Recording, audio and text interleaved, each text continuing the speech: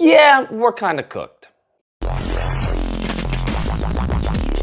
Oh my goodness. So I've needed a little mini vacation from all the political nonsense that's going on because every single story that I've seen, it's just gotten worse and worse and worse.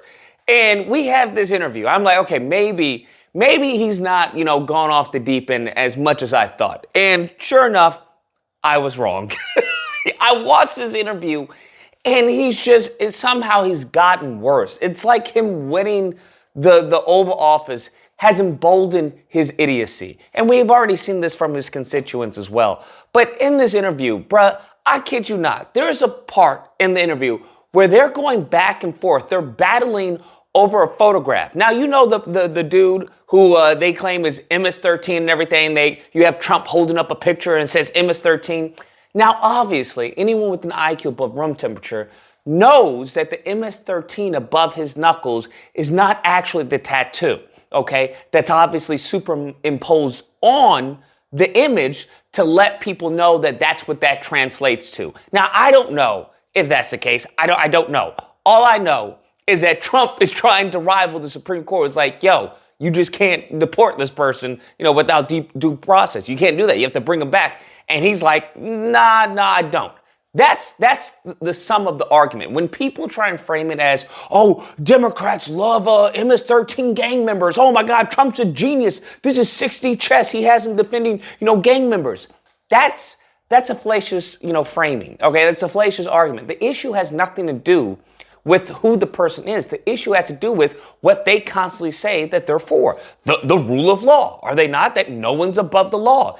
And I find it ironic that you have someone who's been guilty of 35 felonies talking about the rule of law and that no one's above the law. Like how disillusioned do you have to be? How detached from reality must you be to say something as goofy as that as you're trying to strike down or go against not only district court judges but federal judges, and then we also have the highest of the land, the Supreme Court judge that you're trying to go against. I believe it was 9-0. Like all of them agreed you can't do this. Damn. Nevertheless, this is what he's arguing about. He's saying, it was right there in his hand. It's MS-13. He had MS-13 on his knuckles tattooed. Oh, he had some tattoos that are interpreted that way. But let's move on. Wait a minute. Hey, Terry.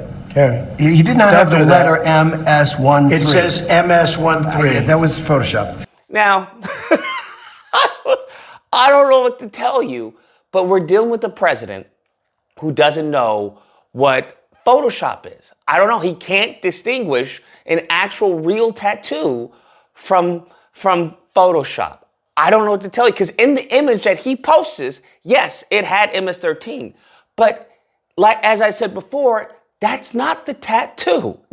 That's supposed to be relaying to us which all these symbols stand for. But he thought it was a tattoo, so he's arguing back and forth with the host, talking about, you're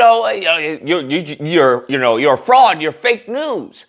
He had MS, as clear as you can be, not interpreted. This is why people no longer believe the news, because when it's he was fake photographed news. in El Salvador, they aren't there. And it's really wild thing to see. Then we get into the economy, of course, and he goes on and says ludicrous things such as, China's going to eat the tariffs. China probably will eat those tariffs, but at 145, they basically can't do much business with the United States. And that hasn't happened.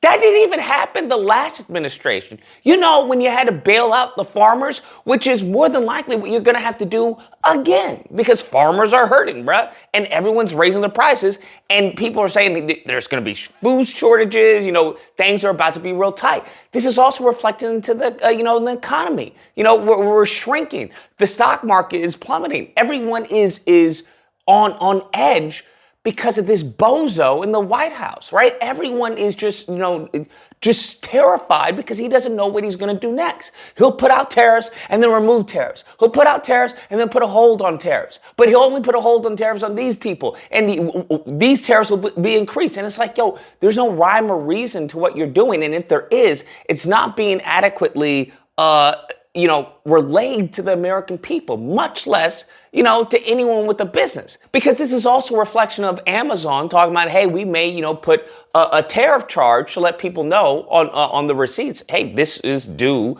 to tariffs.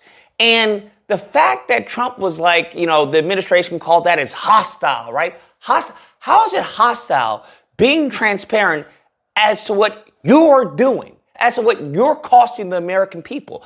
This is the ludicrousness of this whole situation, this whole debacle, because you want to talk about how much he saved money, right? Because he talks about that. Oh, we've saved billions and billions of dollars, all right? Billions of dollars of fraud and waste, yada, yada, fraud and waste. And you have to understand this is all from their perspective, okay? What one man's treasure is another man's trash. That's what you have to understand. So what they view as waste, it could be actually life-saving drugs for, impoverished children. It could be, it could be civil rights legislation trying to stop people from, housing discrimination. That could be waste to them. And then when it comes to fraud, he mentions, hey, fraud's illegal. We haven't seen anyone, indicted, brought up charges. And he's like, how do you know that? Huh? How do you know that?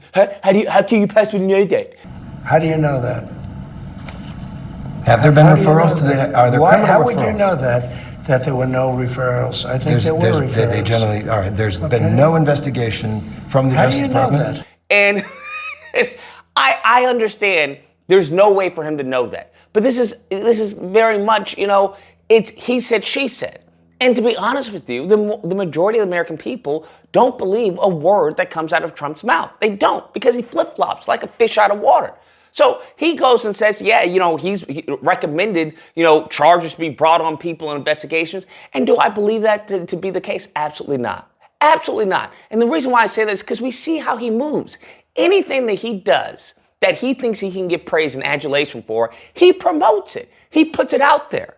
So if there was someone, especially a Democrat, that he believed committed fraud, he would definitely put that out there. The DOJ and his goofy ass self would put that out there and be like, hey, we're charging the Democrats. This Democrat person, stole millions of dollars from the American taxpayer. We're doing an investigation into this. They love putting that stuff out here because how he runs the Oval Office is like a reality television show. That's how it is. Everything, breaking news, this, it's all like a sizzle reel for him. So for him to act like, oh, well, how would you know that? I actually did that. Because we know who you are, bruh. We know who you are. We know who this administration is. You guys love praise. Anything that you do, you will spin in order to ascertain that praise. So to act like there's a bunch of fraud and you recommended people to be charged in investigations and not tell the American people is foolishness. But back to the economy, the host says, the American people are like, hey, we didn't vote for this. This is what we asked for. And Trump is like, no, you did vote for this. And there is a lot of concern out there. People are worried, even some people who voted for you saying, I didn't sign up for this. So how do you answer those concerns? Well, they did sign up for it, actually, and this is what I campaigned on. It just goes to show how tone deaf he is with even his own constituents. Because you have MAGA voters who are losing their jobs, bruh. You have MAGA people who are screaming out during town halls as far as the lunacy that DOGE is happening, right? Of possible, the retirements being gone right in front of their eyes. The 401k, so the Social Security, all of that, they're talking about cutting back. And with the last bill that they were talking about, what they wanted to do, we're going to find, $862 billion. And we all know what that means, okay? We can all read the fine print. We can all read, the dog whistling that's going on. But they expect us to just, they expect the people to just take it. That's what it is. And that's unfortunately what his base is doing. And it seems that he has an uncanny belief that his base is a representation of the majority of the country, which he also goes in to say, I win by big numbers, okay? He's still talking about that the election, Biden won was fraud. But I think the whole war is inappropriate. Okay. Again, it's a war that shouldn't have happened. This is a war that if the election weren't rigged, and it was totally rigged, the 2020 election, if it weren't rigged, you wouldn't have that. We have a country that was laughed at all over the world. We had a leader that was grossly incompetent. He should have never been there. The election was rigged. We're in 2025, fam, and he's still talking about the election being fraud. I don't know what to tell you about this person.